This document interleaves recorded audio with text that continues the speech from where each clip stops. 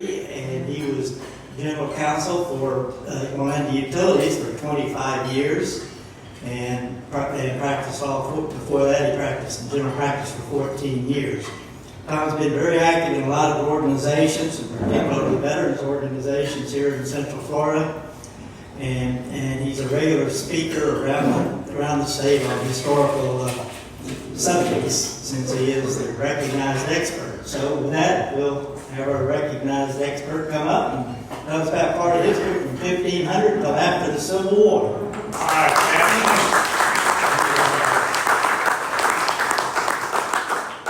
I'm glad to be here.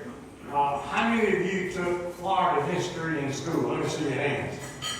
Not very many. Well, that's why I'm here. I'm going to tell you what the 8th graders and the 5th graders in the school week they're learning. I'm going to give you the answers, and when you go home, you quiz your grandchildren or children and say, did you know this? What makes me qualified to be here? I go way back 5 generations. I have a guest here, Bill Nelson Jr., his father's head of NASA. They are 6 generations already.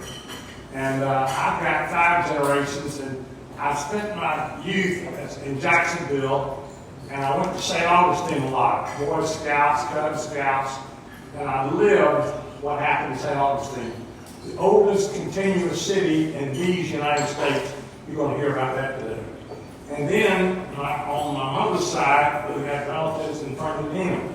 And I went to Fernandina, which was contested by the French and the Spanish in one of the old cities of Florida. And the first railroad went from Fernandina to Cedar Key, so that ships coming down the Mississippi, or the Alabama River, the Escambia River, and the Apalachicola River could carry goods by rail from Cedar Key to Fernandina and save a month sailing time around Florida.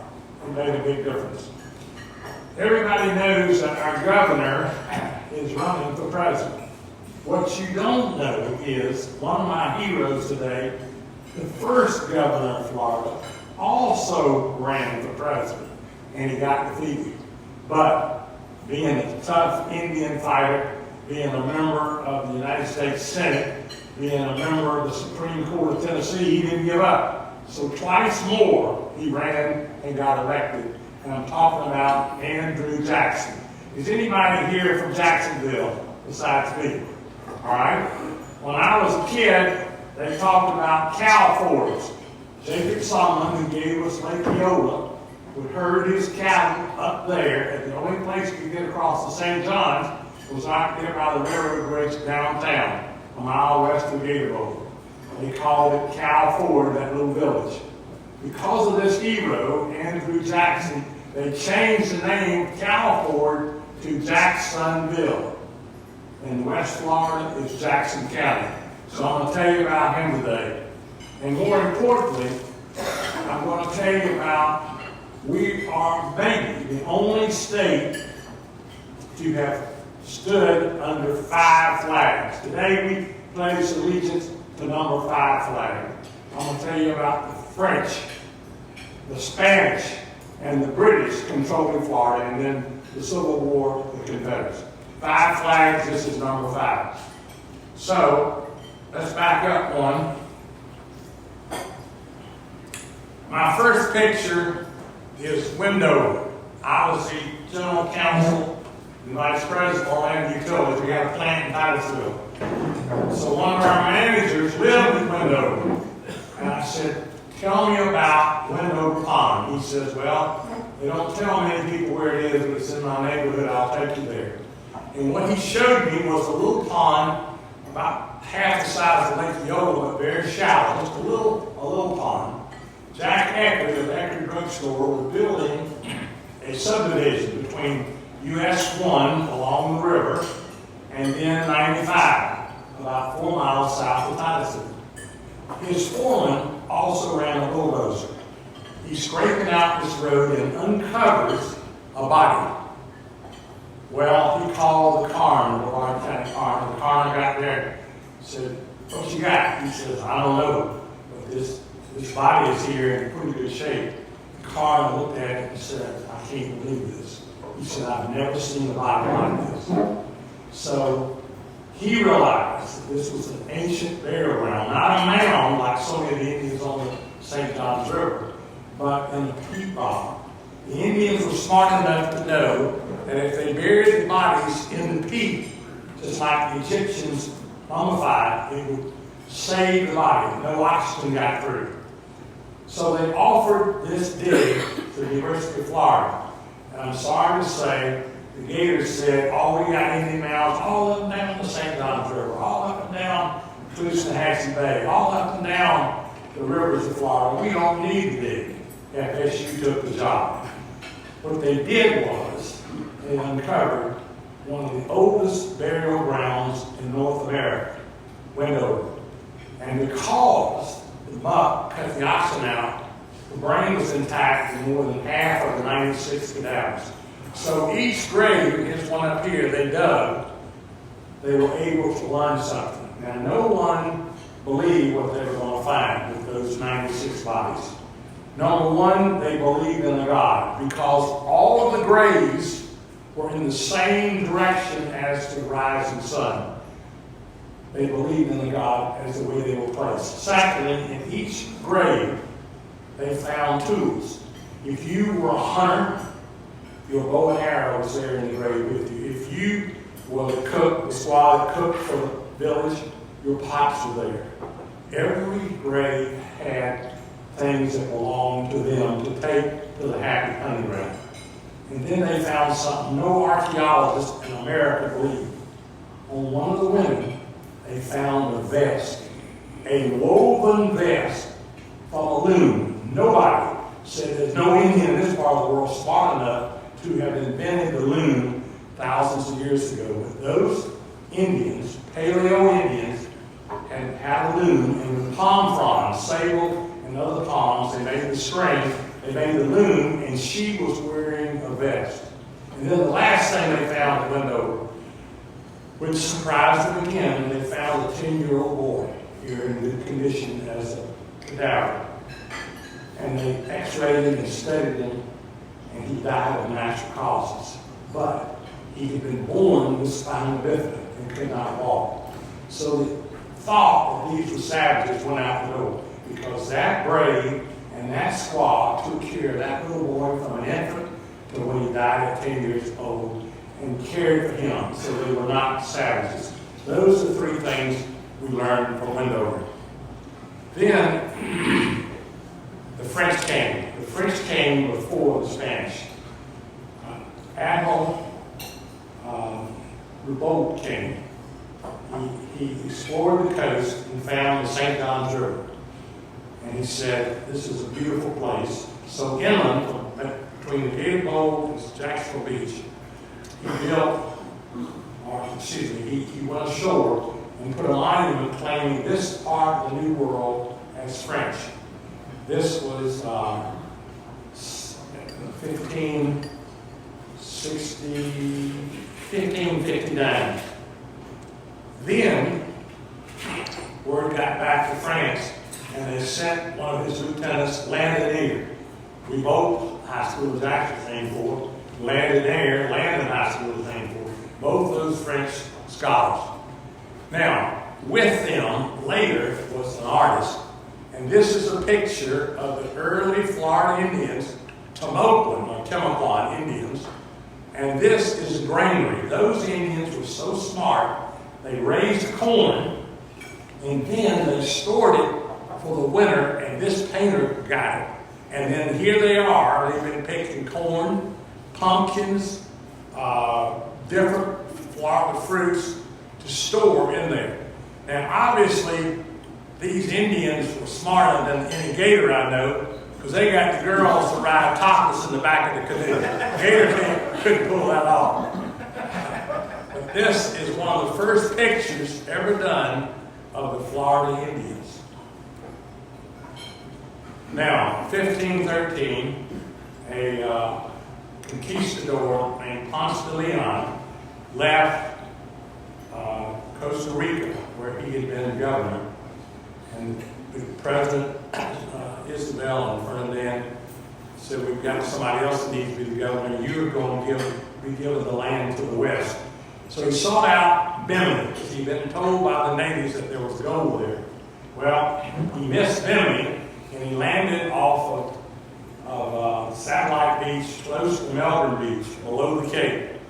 And they down calculated the log of his navigator, and that's where he came ashore.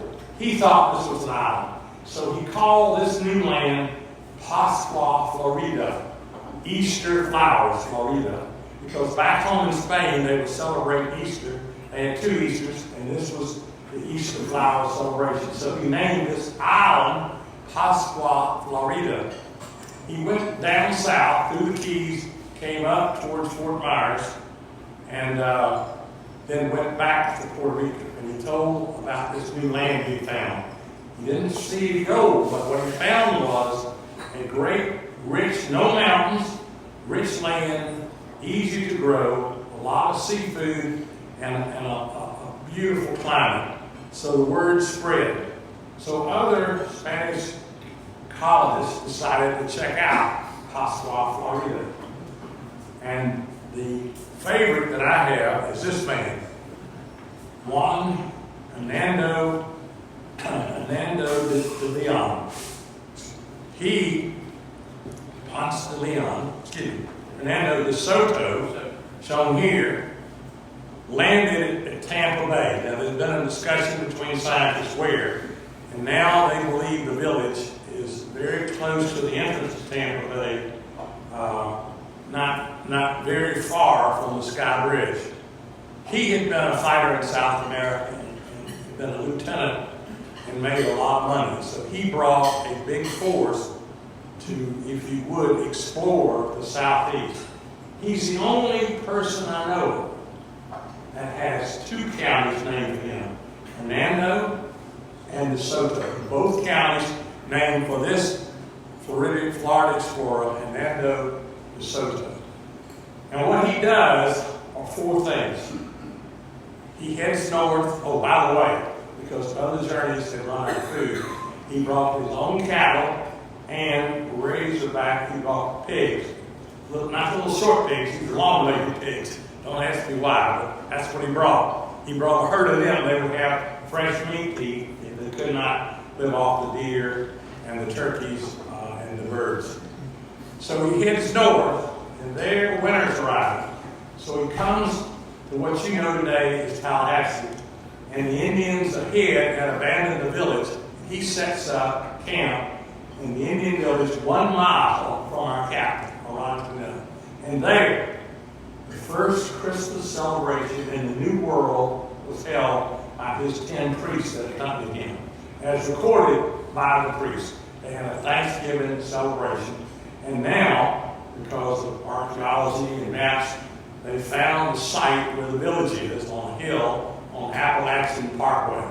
So we know where he spent the winter, 18 through 1539. From there he goes north to Macon, Georgia, crosses the Ohlone River at a low part where the water drops down. He goes to Augusta, Georgia, crosses the Savannah River at a point there, goes to South Carolina, heads to North Carolina, and then into Tennessee. Across Tennessee, he hadn't found any gold, but he found a lot of wonderful territory and little mountains. He gets to Alabama, drifts down towards Tuscaloosa, and there he runs into Tuscaloosa. And that's the only Indian in his 4,000-mile journey that beat him in a battle. Tuscaloosa set up a trap, DeSoto fell for it, and he lost a lot of men. And then across Mississippi, he names our greatest river, the Mississippi River. DeSoto named the Mississippi because it was a big body of water. He crossed into Arkansas, and there exploring. The Indians were very friendly in Arkansas, by the way. He spent a year there. So he'd been 4,000 miles, 7 states, and 4 years. And then the Indians looked at him because he was the leader. He wore armor. He got sick. Well, he was a god to the Indians. So they secretly buried DeSoto. But then they said the word got out that God was gone. So they did what the Vikings did. They built a raft of logs and put his body on it, and at night lit the funeral barge, if you would, and he sailed down the Mississippi to be gone. His men built barges because they had not found gold. Their leader was gone. They floated down the Mississippi, around Texas into Mexico, where they joined up with the Spanish there. His stories were told because not only did he discover the Southeast, he told to the world what a beautiful country the Southeast, Pasqua, Florida was. Great America, and 2 counties named after him. Now, the French wanted to come over here. So they landed right near between the Gator Bowl and Jacksonville Beach at a place there's a high mountain there. And the explorer who came there, Ribault, he visited with the Tomocan Indians. Now, this picture is important because it shows the Indians have nets. They netted fish along the coast. Secondly, it's important because here they had bows and arrows, so they could hunt the deer, they could hunt the turkey, they could hunt the ducks and geese, and so they lived. And here are the French boats with a smaller boat that has a sail. So Ribault went up the St. John's River, maybe as far as DeLand to explore there, and then the longboat. One of the first pictures of the French village. He goes back to France, Ribault does, and then she says, we need to claim France for Spain. France for the French. And they built a marker on a high hill there on the St. John's River, and it's still there today, claiming this is French territory. Landonnier comes back with colonists, and they build the first settlement in this part of the world, Fort Caroline, named after the Queen back in France, and it becomes the first settlement in this part of the world on the banks of the river. Now, across the river at Long Island, there's a big ship unloading there, and Jacksonville is this way about 5 miles, and Jacksonville Beach is the other way. I've been there as a kid several times. Well, the word gets out to the Spanish that Florida and South Carolina, Parris Island, have 2 French settlements, Parris Island and Fort Caroline. So they said, we can't, since we've got Cuba and we've got Puerto Rico, we can't let the French control the coast of Florida because it'll be overrated our gold shipments coming out of South America. So they sent Menendez to St. Augustine. Menendez lands about the same time Ribault finds out they're building St. Augustine. So the first settlement was here 1564 on the banks of the St. John's, Fort Caroline, and a year later is St. Augustine. Well, the French fleet on the way to destroy St. Augustine runs into a northeaster, almost a hurricane, and all the French boats are destroyed up and down the coast.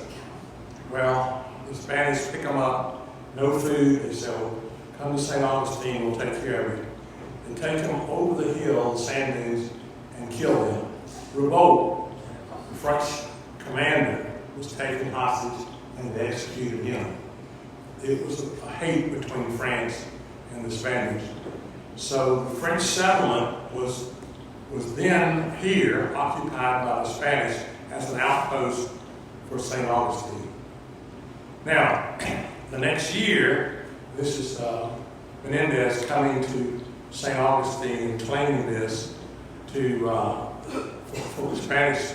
Now, this guy right here is Menendez, and it kind of reminds me of Denny. Denny wears some ugly-looking breeches. Look at those red. I mean, what are you wearing today, Denny? I'm not wearing red, but he's got some ugly. Look at those. If I had legs like that, I'd wear long pants. This guy, Menendez and Denny had something common. They got some wild-looking outfits. But he claims Florida for Spain, and is that way for 200 years.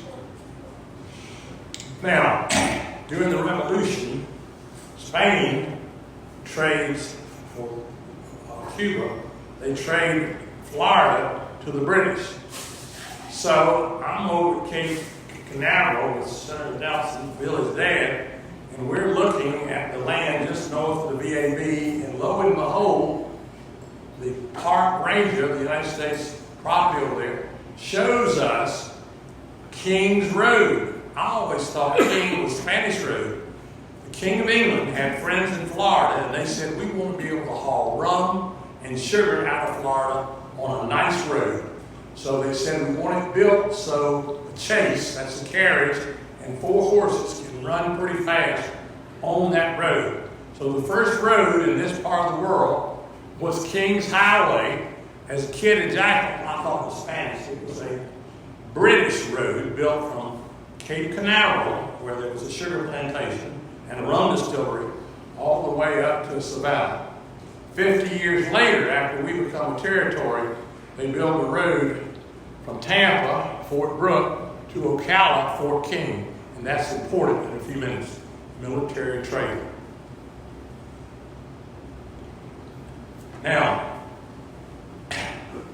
this lawyer from Nashville goes to Congress, becomes a senator, then he's on the Supreme Court of Tennessee. And then they get word of the Creek Indians in Alabama killing civilians. And they said, well, you're in charge of our militia. Take the Tennessee boys down to Horseshoe Bend.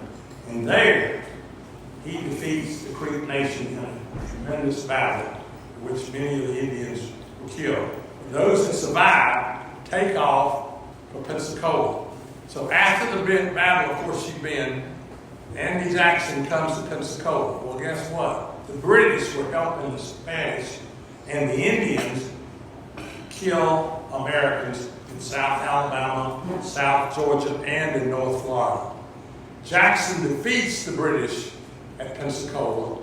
They sail off in their fleet, and then the Spanish changed sides and said, look, we own the territory, but we're going to be friends with the North, you Yanks to the north. This was in November of 1814. Well, the British Army had just defeated Napoleon the year before, and they brought the best army they had to the Gulf Coast.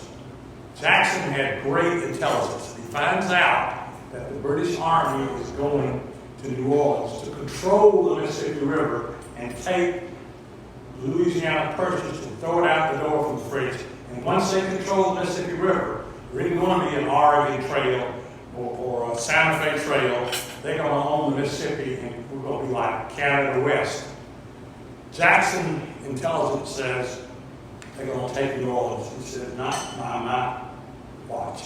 So he heads to New Orleans with 2,000 men. The British bring 64 ships, and the British bring 8,000 veteran troops to it the year before beating Napoleon, the best army in the world. And Jackson says, I got to make a deal with the devil, just like we did with Stalin in World War II. So he goes to the Choctaw Indians and says, look, you guys are under peace with us. If you'll come fight for me, I'll give you your freedom in the Louisiana area. The Choctaw Indians came. And then he brought his Kentucky and Tennessee men with him. And they could kill a squirrel at 100 yards with their rifle bullets. And then he finds a plantation that had a canal, Rodriguez Canal. And he said, if I'm going to fight the British Army coming up the Mississippi, I'm going to make it tough for them. Andy Jackson was one smart fighter. So the little 4-foot canal becomes a 10-foot canal. And then on the north side, he puts cotton bales in the dirt from the bottom of the canal and built a fortification 1 mile long from the Mississippi River to a swamp on the east side. But he didn't have the firepower. He had 2,000 men in the beginning. They got 8,000 veterans.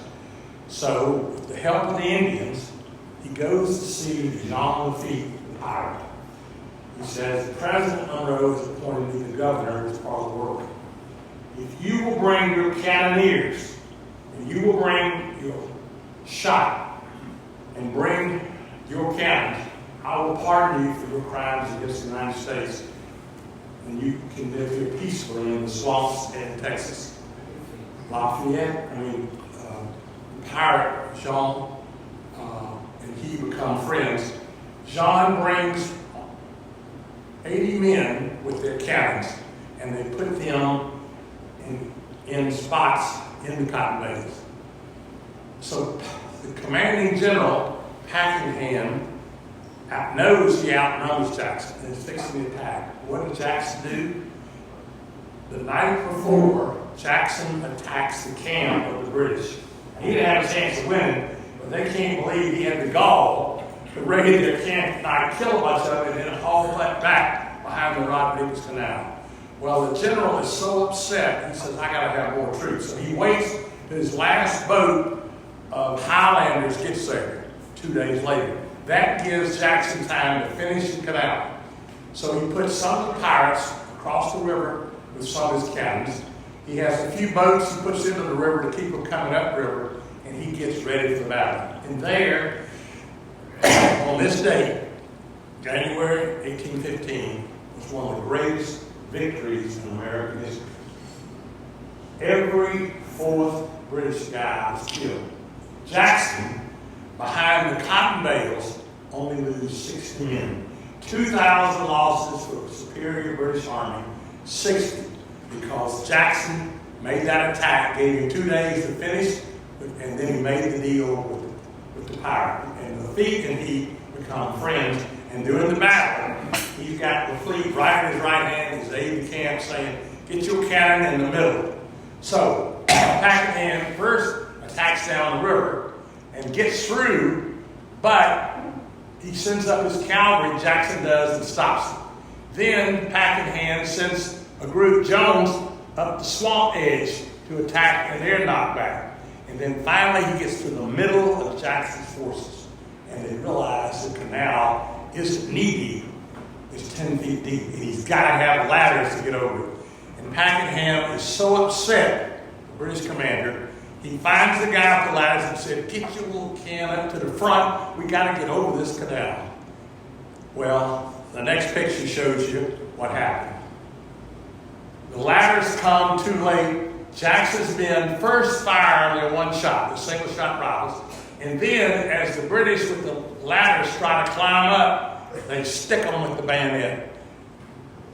No matter how strong these British soldiers were, they can't get over the cotton bales. And time again, Jackson's men kills them. Finally, Pakenham, with up at the front, is killed by one of the pirates' cannonballs, and his number two man is killed, and they retreat. The Mississippi River is saved, Louisiana Purchase is saved, and Andrew Jackson, a little lawyer from Nashville, becomes the world hero. Now, you think it's over, and I did too till I did the research of this program. Jackson's at Fort Scott in Georgia, and the Indians that he had fought, the Creek Indians, had come to Pensacola, and guess what? The British are supplying them guns, and the Spanish in Spanish territory are helping. So he comes down to right below Tallahassee, St. Mark's, and he takes the Spanish fort. And then he gets word from his Indian friends, we got the British selling guns around the corner to kill Americans in Georgia, Alabama, and North Florida. Well, guess what? He goes to the Swanee River, and sure enough, he catches two British subjects, one an officer, full officer, giving the guns to the Indians to kill Americans. She says, that's treason. So he puts them in captivity, takes them back to St. Mark's, and then guess what happens? He has a court-martial, military officers. The Indians come in and said, General Jackson, we were given these guns for free, on the condition we would kill these new American settlers. And that was the deal. One after another testify, and of course the two British guys are caught red-handed with the British guns and killing the Americans. So they take a vote, guilty of treason against the United States. Now there were military officers condemning one British officer and another guy, and they said, prison. Jackson says, treason, death. So he hangs both of them. Well, the international press was crazy. This dad come for general from Tennessee that hung two guys. First of all, it's Spanish territory, it's not the United States. And secondly, they're British subjects, not Americans that got caught for treason. They're British guys. And the world press, it was crazy. But Jackson's American. He goes back to Tennessee, and the president calls and says, look, Spain's ready to settle to us. So in 1821, Andrew Jackson comes back to Pensacola for the third time with his wife, and the Spanish government sells to Florida for about $1 million from Key West to Mobile. The Spanish territory is now Florida, and now he is the first governor. Because he's an American hero, he runs the president's feet. But then he comes back and wins 2 terms. So my little town of California is now Jacksonville. And if you go to the White House, Lafayette Park, there's only one statue there. It's Florida's governor, Andrew Jackson, on his horse, right across from the White House. Now, 1821, we become a territory. Settlers come to North Florida, mostly above Gainesville, because they came from South Carolina, Georgia, in that way. Now this is one of my favorite pictures. It's an early Florida cart, and the reason it's so unique is you couldn't get horses through the Florida sand, and you couldn't get mules through the Florida sand, so you had to use oxen. Now, everybody told me that this guy right here is Ken Chapman in disguise. And this is his soup kitchen for the Salvation Army he's bringing to Florida. And I said, well, what did he do on a cold night? Because there's nowhere to hide, no cabin.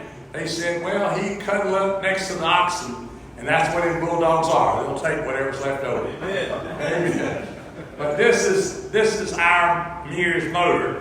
This is our Amtrak, and this is our bullet train, the ox cart, and the wagon.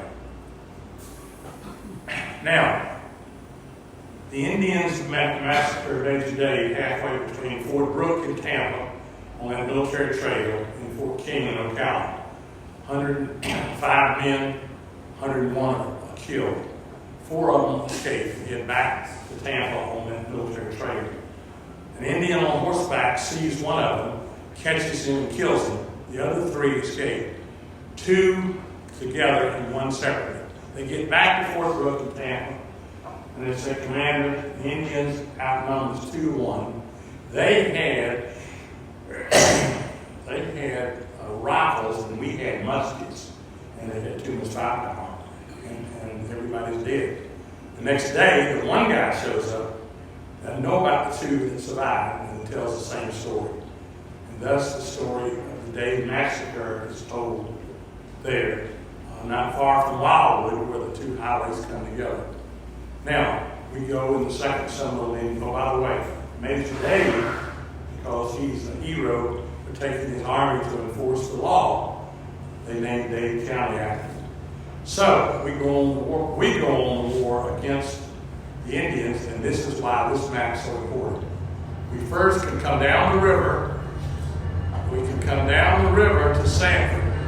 It was called Fort Mellon on the east side, right down where the fort was built. And then one day's walk is to Fort Maitland. And if you go to Maitland, where the Italian restaurant is, and go to the little park there, you'll see a monument to Fort Maitland. And then right below Fort Maitland, one day's march from Fort Maitland is Fort Gatlin, right down here on South Orange, just half a mile off South Orange Avenue. So these were the roads, and this was the travel in 1839. Of course, the Indians never surrender. They're forced into the Everglades, and Florida is then free to develop into the state. Civil War comes along, 1865. Florida only has 2 railroads. The railroad I told you about from Fernandina here, all across the state to Cedar Key, and the railroad from my hometown of Jacksonville to Tallahassee. Civil War starts. Florida does not have any soldiers there, but Grant, who becomes president later, and Sherman take Vicksburg. They cut the Mississippi River, and none of the cattle from the King Ranch in Texas can come across the river and get on the railroad to feed Lee's and Johnson's army. They cut that up. So what does Florida become? It becomes the Republics of the Civil War in 1864. We supply thousands of head of Florida cattle. Jacob Sumlin, who gave us Lake Eola, is the cattle king. We supply thousands of hogs on the hook because they had no refrigeration. We supply those. And then salt. Salt along the Gulf Coast, they had salt works. So you could preserve the ham or the sausage with salt. Salt, ham, and of course, produce. First, the blockade, Lincoln's blockade comes to Pensacola. And there, the Confederates had the fort, but a young American lieutenant on duty realizes the Confederates are coming, and he moves out to Santa Rosa Island, Fort Pickens, where they put Geronimo later, a few years later, and shuts down the biggest harbor in Florida, Pensacola, with a railroad to Montgomery. Then, late in the war, the the Union finds out that they're building a railroad from Florida, the Red Line, up to the Georgia Railroad. They can ship cattle and hogs in a hurry to Lee's army. And they send from Hilton Head up here in South Carolina to Jacksonville, a Union Army. And they're going to come down the track, and where it crosses the Suwannee River, where they're building a railroad across the Suwannee River, they're going to attack. He sends cavalry up front, the Union commander. Doesn't see anything but old men and boys defending the town of Lake City. It's a piece of cake. What he doesn't know is the Florida commander sends word to Savannah, I need help in a hurry. I got a Union army coming to destroy our railroad bridge.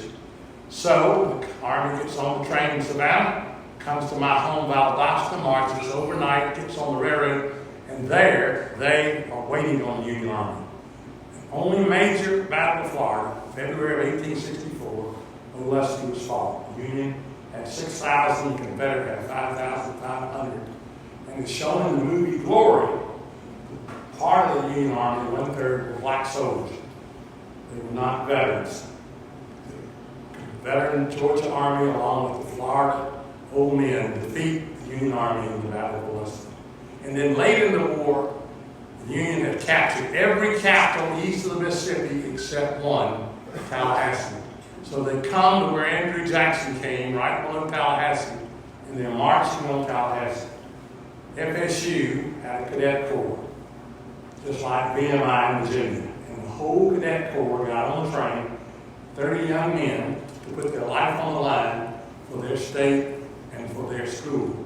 Seminary West that became Florida State. VMI and Florida State today are one of the 2 schools in America that have battle ribbons from the Civil War.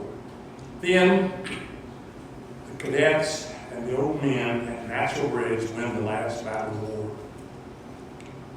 Lincoln has his fleet in Jacksonville. They've been defeated. Florida is the only capital that doesn't fall.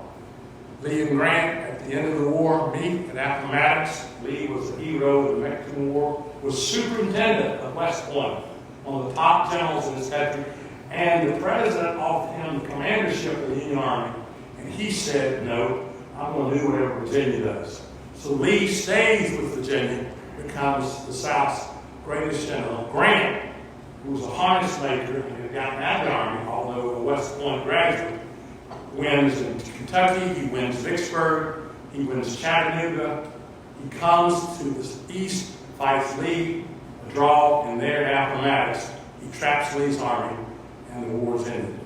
600,000 young men died in the Civil War. More than any war, World War II, Korea, Vietnam, we've ever fought in.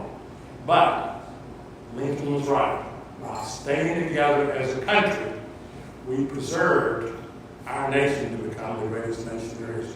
Thank you all for letting me give you a history lesson.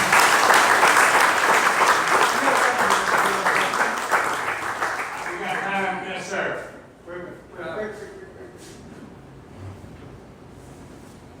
Tom, can you tell us a little bit about General Gaines, our great member of Penn Gaines, ancestor, and I guess who Gainesville was named after? General Gaines fought in the Indian War over at the Withlacoochee River. And there, the Indians had a hideout on the Withlacoochee. Gaines fought the Indians there and won, and then later found their hideout and destroyed it. They changed the name of the little village there to Gainesville in honor of the family of one of our Rotary members, Ken Gaines. General Gaines, Gainesville is named for. He saved the town of Gainesville from being burned by the Indians. By the way, I think when they sent Geronimo here, they sent him to General Gaines. Well, they sent him to Fort Pickens on the island, and he brought more than one wife, which is not uncommon for the chiefs. They can have their choice. And they didn't lock him up. He had a garden, but he was locked on the island, so he couldn't get off. I think that's good for today. Thank you very We got much. 40 minutes here. I want to give a quick shout out to Theodora, if she's still online. She is in Zurich, Switzerland, watching our meeting today. Hello, Theodora. I'm very proud of our club today. 58 people present to hear Tommy speak. That's our second highest in forever to a man. So great, thank you so much.